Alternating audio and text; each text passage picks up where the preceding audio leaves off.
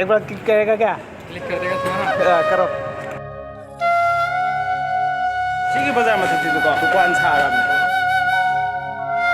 नम मथौसिंगना अखंगैसिंगना अखोय मणिपुर जे थंगैसिंगना मिरायराब्रा असिदा photo point अमा लैबनेबको अदु photo point लो लैबे बेंगै अजिकैना फजैजे सि बाजार नि करक्से असि लम्बी जे खतनि को अतोपि ओइनदि हानि तातो दम हामु लैरिबो दो लोइन ऑर्डर जे याम फबै मोंगनि अस गाइस नारांगी 15 अगस्त की बाजार लंगौवे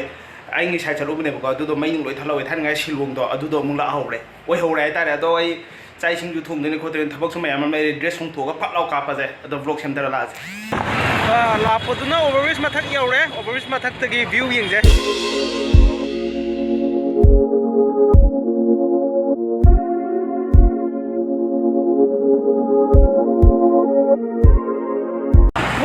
मिनट 15 चले आई ब्लॉग टाइमिंग से खतंग गनब्रा कइनो खंगदिने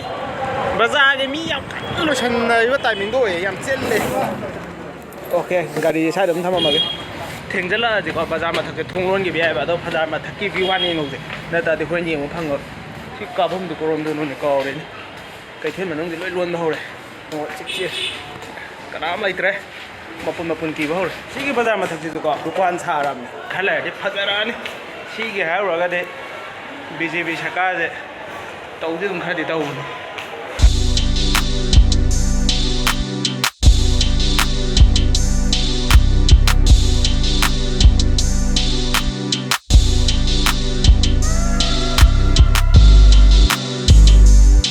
सिगी फी खननदे सिजिनको मथक्तदी फजद्रे व्यू मखा खुंदर नमदर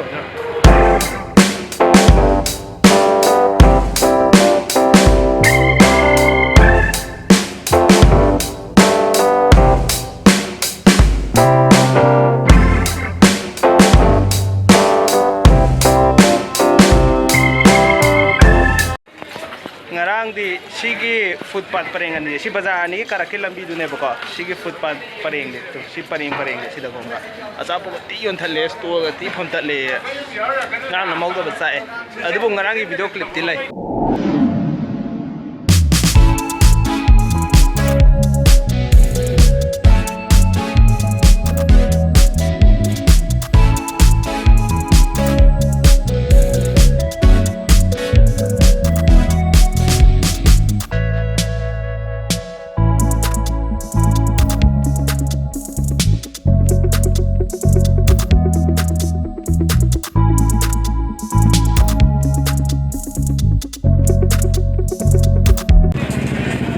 लेवल लाइट है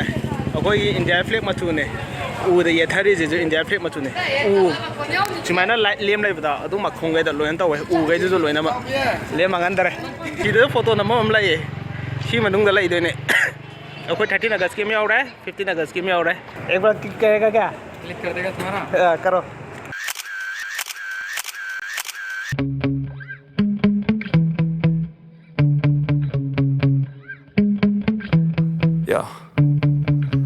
Sometimes I get so mad, there's no controlling me. My thoughts get so bad, I'm like, I might grab a bat, I don't know. My wrath, my blood boils over like, oh God, here goes. I lost all feeling from my head to my toes. You said some shit that I can't let go, so just stay tuned for the rest of the show. So have you ever felt betrayed? Switches how you see things, realize something needs change. हानदी याम तिलो चौंग पांथुइना खंजरमनेबको 13 अगस्त 15 अगस्त अदुगा ngasiगी 15 अगस्त से उरु मतमददे हानगी कुसु ओयरमदे सीजे उरगदि याम तिलो नुंगाय फावे थमोइदा हराव फावे हायदे अस अखोय Manipur साउखले Delhi दोंगना metro city दोंगना नाइबा हौरे नान हौरे ना याम ति नुंगाय जेबको अदुबो मणिपुर मचा मो ओइना मैतै मचा मो ओइना लमदम सिबु नुक्सिजबा मचा मो ओइनाको अखोयगी ओइबा मणिपुरगी ओइबा 13 अगस्त तुना हानै ताता दुम थम्बिरगा 15 अगस्त ना खौ चौखलपजे असिजो उबजिदा अंगम मथौसिंगना अखंगैसिंगना अखोय मणिपुर जे थंगैसिंगना मिरायराब्रा हाइना अदुमाइना थमोइदा फील खतम फावरे असिदा फोटो पॉइंट अमा लैबनेबको अदु फोटो पॉइंट लो लैबे बेंगै अदु फोटो का लैरा कापजे इसाइगैबु उदी तेलंगा गा थेले मानाबगा लामिनाइने गौरव का सिलाइरा फोटो पॉइंट अस अमदि मंगा केन गरे ꯆꯠꯂꯒꯦ ꯄꯨꯡ 9:30 ꯇꯥꯁꯜꯂꯦꯕꯀꯣ ꯑꯗꯨꯒ ꯖꯥꯒꯦꯇꯣ ꯊꯤꯀꯦ ꯀꯜꯂꯦꯒ ꯒꯨꯗ ꯅꯥꯏꯠ ꯑꯗꯣ ꯂꯣꯏꯅ ꯑꯣꯔꯗꯔꯁꯤꯗꯤ ꯌꯥꯝ ꯐꯕꯩ ꯃꯑꯣꯡꯅꯤꯅꯤ ꯃꯤ ꯃꯌꯥꯝ ꯂꯥꯛꯑꯦ ꯋꯥꯀꯤꯡ ꯑꯣꯏꯅꯀꯣ ꯆꯥꯛ ꯏꯁꯤꯡ ꯇꯣꯛꯅꯔꯒ ꯑꯉꯥꯡ ꯅꯨꯄꯤ ꯄꯣꯔꯛꯑꯒ ꯌꯥꯏ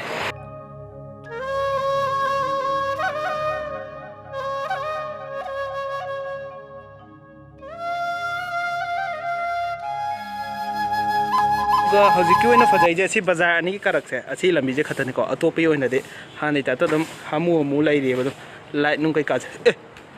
ꯄꯨꯡ 9 ꯇꯥꯔꯛ ꯊꯣꯡ ꯍꯥꯡꯉꯤꯅꯦ ꯑꯗꯣ ꯍꯥꯏꯅꯕ ꯑꯃꯗꯤ ꯂꯩꯗꯅ something is better than nothing ꯑꯗꯨꯅ ꯃꯐꯝ ꯈꯇꯪ ꯑꯣꯏꯇꯥꯔꯁꯨ ꯐꯖꯔꯝꯃꯤꯁꯦ ꯐꯖꯍꯜꯂꯛꯏꯁꯦ ꯌꯥꯝ ꯊꯤ ꯐꯖꯩ ꯁꯤ ꯈꯇꯪꯗꯒꯤ ꯁꯨꯝ ꯐꯖꯔꯛꯇꯣꯏꯅꯦꯕ ꯑꯃꯨꯛꯇ ꯕꯪꯗꯤ ꯑꯣꯏꯊꯣꯛꯄ ꯌꯥꯗꯦꯗꯅ